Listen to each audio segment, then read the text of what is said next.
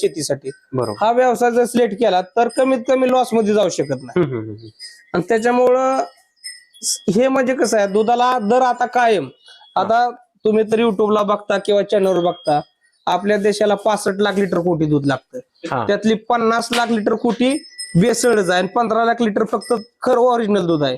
मग ही जर भेसळ बंद जर झाली तर 500 रुपये लिटर दूध शेतकऱ्याला म्हणजे लोकांना विकत घ्यावं लागेल. बरोबर आहे. आणि एका गायची किंमत 5 ते 10 लाख रुपये होईल. हा हा हा. मग त्यासाठी शेतकऱ्याला थोडे दिवस संयम म्हणतात ना, संयम. शेतकऱ्यापाशी थोडा पोरांनो संयम धरा. शेतकऱ्याचे खूप मोठे दिवस येणार आहे. येणार 100%. ते कशा पद्धतीने भेसळ केली जाते? आता तुम्ही जर बारीक बारीक, मला आता जास्त करणार नाही, कुठं केमिकल मिसळ, शॅम्पू मिसळ, युरिया मिसळ. हा. दवाखान्यामध्ये जे एक्सपायर झाले डेट असते त्याच्यावर जे पावडर टाकतात बॉडी वगैरे सोडून, ती पावडर सुद्धा दुधात आहे. हा. कसं लहान बाळांना पाचते आज दवाखान्यात